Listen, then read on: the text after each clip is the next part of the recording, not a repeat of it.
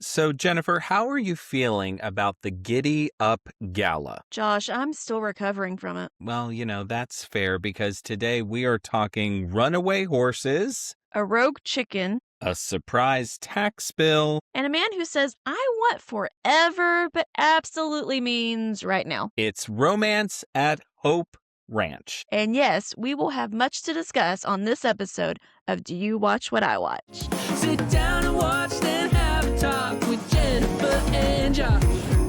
Hey guys, it's Josh and Jennifer, and we are back to recap and review another brand new movie from the Hallmark Channel. This is the last one from Loveuary, and this one stars a couple of stars that I've seen together in a couple of movies before, because these are the leads from the Hannah Swenson mysteries, the early ones, the first few. But correct me if I'm wrong, because I've only seen a couple of those movies. It was kind of this he liked her, but she never was into him thing, right? It was always very much a will they, won't they kind of thing. And in the end, they did not. So that's neither here nor there. But will they in this movie? We'll just have to wait and see. Here is the plot synopsis from Romance at Hope Ranch. Hope Morgan sets out to begin a new chapter of her life, fulfilling her childhood dream of running a ranch in a picturesque small New Mexico town and reviving the beloved Giddy Up Gala. Let's go. So we open at a college drop-off, which in Hallmark terms means that we're going to see tears within about 90 seconds. And sure enough, we do. Alison Sweeney, she plays our lead here, Hope, and she is a widow who happens to be dropping off her daughter, Maggie, who is actually her real-life daughter, Megan. So the emotion here feels legit. I was here for this little mom-daughter, real-life, on the screen together kind of moment. What about you? Same. I was thrilled to know that they were a real mother-daughter duo. And I think she said in an interview on the Kelly Clarkson show that I believe her daughter's going to college in real life next year. So it was kind of just all the feels magnified for sure. All the feels for sure. Now, within moments, we hear about something called the Giddy Up Gala. And friends, prepare yourself, because this movie says Giddy Up Gala like it's being paid per mention. Cue a country music montage. We get boots. We get fences. We get wind. We are fully committed to the yee-haw of it all on this one. Now, Hope, come to find out, has just purchased a ranch in New Mexico. This is apparently a lifelong dream, childhood goal, so this sort of feels like destiny. She calls her friend Lori about the Giddy Up Gala. Yes, Giddy Up Gala. And Lori's brother Jack walks in. Ah, yes, Jack. He's broody. He's a business owner. Clearly, he has history with Hope, because Lori's face is basically saying, not this again. Meanwhile, at the ranch, neighbor Tom, this handsome cattle rancher, shows up, and he's thrilled that the Giddy Up Gala is coming back. Tom is steady. He's capable. He arrives on horseback like he's campaigning for the title of most dependable love interest. Yes, every time they say Giddy Up Gala, they say the full title of the Giddy Up Gala. And so that's what I'm going to do here on the podcast, just to give you a flavor, if you've not seen this movie, of what it was like to watch it. Did you like Tom when he showed up on the scene? And were you as confused as I was about who he was going to be in this movie, Jennifer? For sure. Because it looked like he was interested in her. And how could he not be? Because she's Alison Sweeney and she's gorgeous and looks exactly the same. I think she goes into like some cryo chamber, like she doesn't age. She just is gorgeous as the day is long. It seemed like he kind of liked her, but then is he just being a good neighbor? Like State Farm, I was a little confused. But yeah, if you want a fun drinking game where whether it be moonshine or soda pop or even some water, if you Whatever. take a shot every time they say Giddy Up Gala, you will be running to the bathroom a lot. You'll be very hydrated at the very least. If not committed to the drunk tank, because Giddy Up Gala is there a way on the podcast you can like put a ding or like a nay every time they say Giddy Up? Oh my gosh, I should We just... have I wish we had a counter in the corner in like A the lower counter in the third. corner. Yeah, we'll see what we can do. Anyway, there is some Mm. drama around horse feed. She got the wrong kind because, of course, she's learning the ropes here at the ranch, which leads Hope straight to Jack's store because, surprise, he owns the place now in town, and he casually announces that he's there to win her back. Sir, this is a grand gesture. He uprooted his entire life, knew she bought a ranch, bought the feed store in the small town where this ranch is, all as a romantic gesture. Okay. Back at the ranch. Is it a romantic gesture or is it stalking? We'll discuss. Back at the ranch, Hope wrangles a rogue chicken, picks something called choke cherries, and argues silently with an antisocial horse named Ranger. Jack shows up with feed, the feed that she needed to get, and has absolutely no chill. She says, please stay away, and he hears persist romantically because she's trying to draw the line, the boundary, the healthy thing to do in this situation, one would say, and he says, nope, I'm going to do what I want. Get ready. Mm-mm. Then Didn't all of a like it. sudden, didn't like it. Then all of a sudden, the county inspector drops off a to-do list that's longer than a CVS receipt. She's got just 2 weeks to go until the Giddy Up Gala. Nay! And nothing is done. Maybe what I'll do is I'll just neigh as we go, so it saves me some time on That's the edit great. here. Yes, everybody will be Yes. clamoring to listen to this episode more than once. Naturally, Hope's horses wind up escaping because we need some drama here. Tom rides in heroically on horseback. He's going to help her. Jack roars in heroically on a four-wheeler. This rural love triangle that's developing is officially activated for me. Were you seeing this as a love triangle like I was? Yeah, it kind of felt like a bit of a pee match, like a peeing match between the boys. Like, Peeing match. who's gonna... Yeah, that's like the cleaner version of saying that, I guess. It was Yes. just kind of, them each trying to show off their manly talent. Indeed. Mhm. Well, Hope is overwhelmed by everything at the ranch because there's chaos. There's chaos with the Giddy Up Gala.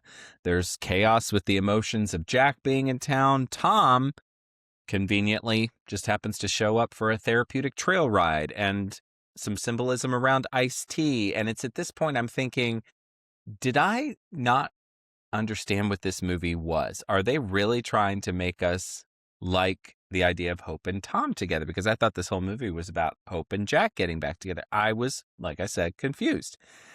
Jack, meantime, shows up a little bit later. He made a new sign for her that says Hope Ranch, of course. And he's also got this aggressive, I want forever, but hey, no pressure energy, which is, in fact, pretty high pressure. Then a massive tax bill happens to show up because nothing says romance like surprise debt. There's more problem here because now she's got problems with the water at the house there at the ranch. There's also some catty townspeople who are talking smack about her behind her back. Jack winds up swooping in to help financially with some of the debt that she has. Tom needs, because he's also helping her with the water situation at the ranch, but he needs Jack's really gangly arms, that's his words, gangly arms, to fix the water system here, which might be the most weirdly specific compliment I've ever heard. Gangly arms. Right. So then at this point, it's like, oh, they're not both fighting for her. They're both Are we they friends want now? the best for her They in want the like best a for her. friend way. Yeah. Yeah. Anyway, Hope throughout the course of this is learning how to ask for help, which is her big character development arc throughout this whole thing. So she's having a little bit of growth here. Plot twist, the ranch is way overbooked for the Giddy Up Gala. And at first, Maggie, her daughter, was supposed to be coming back for the Giddy Up Gala as well, but Maggie calls to say she can't come because of schoolwork and there's devastation. To you, Jennifer, you have a thought. How was it overbooked? Did she put it on Airbnb or something and the software malfunction? Like, who is booking it other than Hope of Hope Ranch in its maiden voyage weekend? The Giddy Up Gala debut weekend. This is very unclear. it's very unclear the Mm-hmm. logistics of that. It felt a bit like a scene had been deleted where she was kind of getting the business side of the ranch all set up and everything, because it was all of a sudden we're talking about reservations and I was like, oh, I didn't realize that was part of it. Like, is she running a bed and breakfast situation as well? Unclear. I'm unclear. So Maggie's not coming for the Giddy Up Gala at this point, which is a bummer, but almost immediately out of nowhere, here comes Lori. Now, Lori is the best friend we saw earlier in this thing. She also happens to be Jack's younger sister, and she also happens to be Hope's best friend. So she's deeply tied in. So she's there hanging out. All of a sudden, Tom shows up. And it is like a wooga eyes pretty quickly for Lori and Tom. And so Lori just happens to conveniently wander off to, quote unquote, check out Tom's cattle. Sure, Lori. Yeah, I believe that. Mm-hmm. That's what we all say. That's what we all say, yeah. Hope and Jack, they fix a fence. They nearly kiss, and she admits that she's afraid to trust him again. He says he wants forever, and I'm exhausted by his energy. He is like 10 out of 10 off the charts, intense energy here, so. Yeah, and clearly she's not meeting that. You know, No. like, it's one thing if you want to try to start dating again or something, okay. But pick up a cue, buddy. Like, it's getting weird. And also this fence, she had what the equivalent of like an unbent paperclip that she's continually trying to wrap around the fence. Now, I don't have a farm, or a ranch, but couldn't you get like a bike chain or something with a little thicker something to it and like Some lock it heft? Yeah, one would and think. girth? If you know something about horse fences, please let us know in the comments. Was this a legitimate way to secure a fence? Because we don't think so, but we could be wrong. We've been wrong Well, before. it wasn't working. Whatever she was It doing. wasn't working. Also, not for nothing, I am doing my best Alison Sweeney impression of it. I have a denim shirt and some Southwestern ranchy earrings on tonight, just in case you're wondering. She's always on brand, ladies and gentlemen. She's always on brand. She's Tried going to find the a extra bandana mile. or a hat. Going the but extra I was mile. out of both, but here we are. Yee-haw. I love the energy. Yeah. Thank you. So it's time for a little bit of merriment, of course. So we need the tumbleweed two-step. So this is like a pre-event to the Giddy Up Gala that happens at a local watering hole. There's a smattering of townies there. There's some dancing. There's maybe some sparks happening. We're seeing everybody kind of get excited for the Giddy Up Gala, and then all of a sudden, it's go time.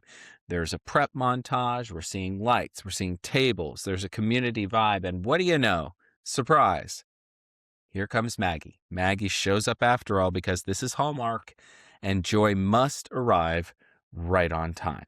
So, it's Giddy Up Gala Eve, and if I never hear that phrase again after we record this podcast, I will be 100% fine. So, better for it, yes. Now it's time for the big day. Big day. Giddy Up Gala Day is here. The inspector shows up to check on all of the work that supposedly has happened, although Hope has been doing a lot of regular ranch work, and she's off taking trail rides and a lot of chitter chatter and trips to town, so I'm not sure how she got everything done, but apparently Hope she had did. time to make a blackboard with neon paint markers in different, like color-coded system for her checklist, but she was very busy. Very busy. I think a legal pad could have done the same job, but it's just me. Yes, but it wouldn't have been as visual a device to keep us locked in throughout this entire thing. I was so locked into her to-do list. I can tell. But I can tell you were locked in, yeah. And if things couldn't, get worse, the caterer bails. Now, this is, for me, a moderate inconvenience for the Giddy Up Gala. But in this scene, Hope's reaction to the caterer bailing on the Giddy Up Gala, she loses it, straight up loses it on Jack just for trying to help. So she's furiously trying to make eggs for some reason, and the bowl hits the floor, and Jack's trying to help, and she just lays into him. She has clearly lost her ability to regulate emotions in the midst of this stress, which, as someone who occasionally struggles with that, I can understand that sometimes when you're in an emotional moment, you take it out on the person closest to you. And that's exactly what she does. She It's never later just about the regroups. eggs and the caterer, right? I Oh, mean, exactly. this Yeah. was building up. She was very Jekyll and Hyde the whole time. Like she was high, it was hills and valleys with our girl because things were either really great and she was very tranquil or it was a come apart. And this was Yes. her big come apart. Big come apart. Anyway, she quickly regroups because we're almost out of time. She apologizes and they kiss. And so I guess they are going to give it a go here in rural New Mexico. The gala, because they don't have a caterer, winds up becoming a potluck because casseroles save everything. And Hope's dream officially comes true. This is her vision. It's coming to life. Everybody's having a grand old time at the Giddy Up Gala. Tom and Lori two-step into love. Jack and Hope, they dance under the lights. And we close on Houdini, the chaotic chicken that we have seen throughout this entire thing, who honestly feels to me a bit like the true star of the film. Fade to black. Yee-haw. All right. It's time for Gold or Coal. Okay, it is time for our Gold or Coal segment. If you're new here, Josh and I are each going to bring 3 gifts to the podcast based on what stood out to us the most, whether it was good or bad in this movie. This time, if there's more gold, we're going to call it or say that it lassoed our hearts.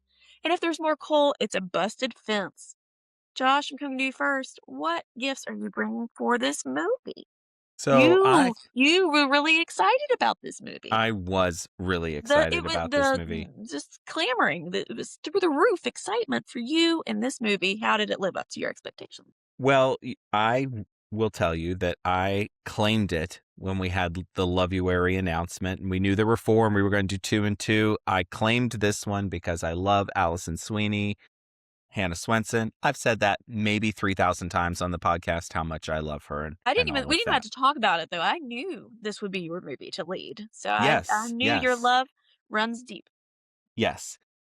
That being said, this was a toughie for me. I just did not like the relationship between the leads here. It was not romantic. It felt very, like you said earlier, stalkery. And then in the end, she just kind of gave in to it, which doesn't feel really true for her character, right? Her character's supposed to be this bold, independent woman who's seizing her life and seizing her destiny and making things happen on her own. And in the end, she just sort of goes right back to the ex who let her down and the whole 9 yards. And granted, he may have changed and he did have a few nice gestures throughout, but I did not really like them.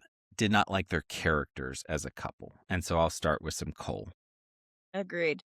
I will give some coal. The term Giddy Up Gala is offensive to my eardrums the first time it's uttered. The subsequent 8 billion times, I was literally rolling my eyes and cringing at the amount. You're right. It was like it was trademarked and they had to say the full thing.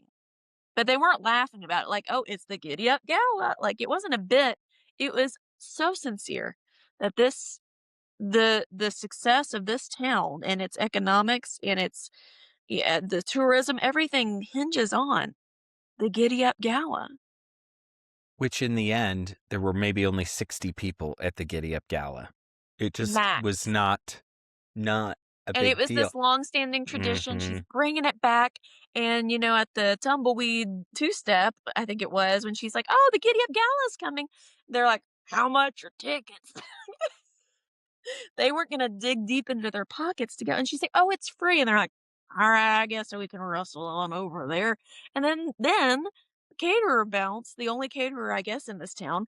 And instead of like going to Publix and getting some popcorn chicken trays like I would have done, she puts out the call for everybody to bring their own dish. Those naysayers were none too pleased that then they had to wrestle to get her casserole to attend said Giddy Up Gala. Well, not only that, and this is getting really nitpicky, and I hate to be this guy, but one of the big things that she had to secure from the inspector was a food license. And so we're just going to completely throw that plot point out because now we're just going to pivot. Norma Jean's Whatever. hash Norma brown Jean's casserole. Who Deviled knows if it has eggs. hash in it or not? Yeah. Deviled eggs probably made with dirty hands because they're all ranch hands, Can you just like that? That's how they make them. Enjoy that. So yeah, somebody's getting a stomach bug after this for sure. There's some Mm-hmm. salmonella floating around in there, Mm-hmm. and it wasn't a charity event. It was just they awkwardly danced together at the end, all like 10 people who were willing to get on the dance floor. And I will say this to end my comment or my gift. I don't want to giddy up after eating anything at a potluck. Well said. Well said. If I go to a potluck, the only thing I want to do afterward is take a nap. And there you have it. And I kind of wanted to take a nap after this movie, too. Anyway, next for me, I will give some gold. I thought the soundtrack of this movie was actually pretty pleasant. There was some good, you're disagreeing with me, and that's okay. There were some good country songs that I thought I actually enjoyed. And clearly you disagree, and that's okay. To each his own in terms of a soundtrack. There was I one liked that it. sounded like, what was the band? Eli Young Band. I don't know if it was, but it sounded like them. I enjoyed that song. The rest sounded like if you'd said, "Hey, ChatGPT, write and sing me a country song," and this is what came out. So, Okay. our buddy Nick Shores would never, okay? He would never. You're absolutely right. Yes. Mm, Yeah. okay, that's what you're going with. All right. Um, I will give some more coal. And I kind of already said this. The Alison Sweeney character, she is so great, but even she could not save this movie because the character wasn't that likable. Like it was just very highs and lows. And I'm all about like, yeah, it shouldn't be easy peasy for her, but it was kind of like she was she was a little unbalanced, a little unhinged, not in a fun way to watch. Yeah. I agree. And my last gift will be Cole, more on that character. If she's a widow, we needed to get more of the backstory that would have explained why this ranch was so important to her and why this transition was going to be her next chapter. We kind of glossed over that. She dropped off her daughter at college because we needed to introduce her, and then she's on the ranch. And we never really got beyond just sort of a fleeting reference. Oh, this was important to me when I was a kid. We never got why this was the moment for her. And I think that could have endeared her and softened her up a little bit, which we needed. They tried to soften her up by just having her ride horseback, across some really pretty scenery and that sort of thing. And it just didn't really work. I'll also say, sidebar, this whole introduction of this Tom character was just really weird how they made that like a romantic interest in a way that Hallmark often does. And then they just were like, psych, we're not doing that. It Well, that was was gonna be weird. my last gift. You just stole it, Sorry. but so I'm gonna say, yeah, I mean, that was Cole that, I didn't really buy them together, but I thought that's where it was going, even though I knew it wouldn't be because he's not on the poster, the other guy is. And then he ends up getting with her friend slash future sister-in-law maybe, but he didn't really seem that interested in her either. No. I think they were trying to make Tom happen, and Tom's just a good old boy who's happy riding horses and talking to people, but he doesn't need the romance, I don't think. I don't think he needs love you, Larry. But he got He might his be with more like Lori. Celibate September or something, might be more of his Celibate kind of September. movie. Coming this late summer to the Hallmark Channel. Celibate September. Hallmark, call us. Trademark it. Please. Oh, geez. So at the end of the day, not the best Lovey-Wary movie for us. We had just one piece of gold, 5 pieces of coal. What did we say this was going to be? It's a busted fence. Which sounds about right. Yeah, the horses are running free. They're off gallivanting, certainly not hanging out on the ranch. Final thoughts for you, Jennifer. This was rough. It was real rough. Because usually if it's a country trope, I can still be endeared by it. I was just not endeared. Maybe I'm curmudgeonly, but this was bad even by, I admittedly gravitate more towards the Christmas or holiday movies on Hallmark. This was bad even for an off-season movie though. This was one of the worst I've ever seen. It was just there was not much there. And why do we even need the Giddy Up Gala? Like, I kind of wish we'd almost just focused on more of the ranch and getting it ready for people to stay there. Yeah. And we've than seen that kind for of me. movie before where they have a property and they've got to get it ready to Yeah, open it up. like The Wedding And Cottage with yes, Brendan Penny and exactly. Aaron Krakow. That was really good. That was a Ugh. really good one. Yeah. And they could have done that with this. Yeah, we didn't need the event, and it certainly didn't need to be the whole linchpin of the entire thing. So, what do you think if you watch this one? Did we get it right? Did we get it wrong? We'd love to hear from you. Of course, we've got all kinds of great fans out there, really all around the world, and we love to engage with you. So, if you watch this one, let us know your thoughts. You can find links to all of our social media channels on our website at doyouwatchwhatiwatch.com. And that, dear friends, Giddy Up is another edition of Do You Watch What I Watch? Hey, special thanks to Nick Schwartz for our amazing theme song, and of course to each and every one of you friends for taking the time to listen on your favorite podcast platform or watching us on our YouTube channel. That's right. And hey, if you're new here, you're just finding us, giddy on up to our other episode reviews. We did 3 other Loveuary movies, which I will say, in my opinion, I don't know if you agree, Loveuary started so high, and then we just kind of went down the watering hole, as it went. Yes, I think that's a fair statement, fair We were assessment, yes. lured into a false sense of love for the Loveuary, and then it ended up very do a wordplay. It didn't work. But anyways, go watch our other recaps and reviews or listen to them on your favorite podcast platform. Interact with us on socials. Josh, do we need to do our new segment, pending title, What You Watching? Well, we can. I don't have much of an update for What You Watching. I think that's what we should call it. What You Watching? What You Watching? I know. What You Watching? Hey, what you watching? Hey, what you watching? Yeah, so I have not had much time since we last talked to watch much of anything outside of this Hallmark movie. Although today I did start watching the finale of The Traitors, which I'm really excited. I know what happens. I was going to say, how could you not? There's spoilers everywhere. It's so unsettling to me when you see a spoiler to a show that you've invested so much time in, which really stinks if you don't watch it, within the first 24 hours or whatever of it being out. So I know what happens, but I still want to watch it unfold. What about you? What you watching? The Traitors was good. I'm satisfied with the ending of The Traitors. The 4th episode, I've seen through episode 4, which is current through the new season of Paradise. Let me tell you something happened last night. We were watching episode 4, and I'm not going to say what happens. I was so sad watching it. Oh. Cried. What? Sobbed. If you're new here, I don't cry watching these Hallmark Never. movies. Like, I'll get the pre-cry burns. I don't think I've cried in over 2 years. Holiday Road, I think, is the last time with Trevor Lerner, who we've interviewed on the pod. I think that's the last time I've cried in one of these movies full on. I was sobbing uncontrollably. My husband was comforting me, and I just kept saying, it's just so sad. So, if you're watching Paradise, please slide into our DMs. I will respond to you, and we can talk about it, because I'm not going to talk about it here. I don't want to spoil anything other than I was just so sad. Something was happening with me. I don't know. Isn't that like a blood moon right now or something? I think so. Yes, there is a blood moon. We'll blame something on that. Blame something. Hey, I've got something cool to tell you, by the way. I wanted to surprise you while we were recording. So, the Alzheimer's Association of the United States had their big Community Leaders Summit out in California. This was end of last week. Okay. And our dear friend, Carly Gordon, Carly, friend of the pod, Mm-hmm.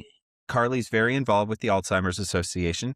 Dear listener, she's been the voice of the Watchies a couple times for us, and she's also guested on an episode or two here or there. She is on the local board of the Alzheimer's Association, so she went out there for that. And who do you think was the celebrity speaker? I have 3 guesses. I'm going to say Ashley Williams. Bingo. Okay. Ashley Williams was the big speaker out there. And, she's got a family connection to Alzheimer's. She spoke apparently about her mom and all of that. And she sang a song that her dad wrote for her mom. Carly was saying it was just like the perfect moment. The speech was so inspirational. And of course, if you are anyone in the Hallmark world, you know that Ashley and Paul Campbell were in a movie back in 2024, Falling Together, that really centered around Alzheimer's. It was released on World Alzheimer's Day and all of that. But Carly went up to Ashley Williams afterward and secured me an Ashley Williams autograph that says Stop. Now to you have to Josh, now you have to love Carly for life. Love, Ashley Williams. So this is about to get framed and put up in my office. And of course, thanks to Carly. And more importantly, thank you, Ashley Williams, for using your own story and your own family's journey to really inspire and champion such an important issue. That just makes me love her even more. Absolutely. Yeah, my grandmother had Alzheimer's, so it is Mhm. something very near and dear to our family as well. So, oh my gosh, are we gonna have to like change out our backgrounds to have like Yeah. photos when we meet the actors and your Could put this signature? right back here. I have, yeah, I can get my Lacey Chabert ornament back there. We're just gonna have little shrines. We should. I love that for us. Oh my My gosh, I'm gosh. obsessed. Well, Yeah, Carly is a real one for looking out for you like that. That was very sweet of her. So I for guess we can have sure. her back on the podcast sometime. Absolutely. Absolutely. All right. So, listeners, here's what's going to happen. We are going to have a conversation offline, Jennifer and I, about what content we're going to be bringing you in March. We've not decided. We know that there are new movies out there. We're going to take a look at what's There's a playing. couple, just a couple. There's a couple. Yeah, exactly. And so we've also got the new prequel to When Calls the Heart. So we might also dip into that just to give it a go and see what all I at that's least about. want to watch the premiere. I've Yes. never seen an episode of When Calls the Heart. Have you? Me neither. No, me neither. Yeah, but Me I'm neither. very interested in that time period of this Hope Valley situation, and Benjamin Ayers and Bethany Joy Lenz are the stars. And How can you say go less. wrong? Yeah. Right. How can you go wrong? So we'll at least cover the premiere of that, the pilot. Also, do we dip our toe into old like St. Patrick's Day movies or something? I don't think there's We any other could. Easter movies. Or do we do a couple Christmas movies? Because when I asked our dear listeners at the new year, do you want Christmas movies? And if so, what movies? Or do you want new stuff? And they kind of wanted a mix of both. We had a ton of people submit movies that we have never covered that they want us to cover. Oh, okay. So we could, do a little bit of both. We could like sprinkle in a couple Christmas and a little new. Kind of sounds like a potluck at the Giddy Up Gala. If you will. It Anyway. does not sound like that. It sounds way more fun than that. All right, you guys, we are going to chat offline. Connect with us on our socials. Find out what we're watching. Join us for the journey. Laugh along with us. One thing is for sure, as you've come to expect from us, we will have much to discuss. But until we see you next time. May your days be merry and bright. Bye, y'all.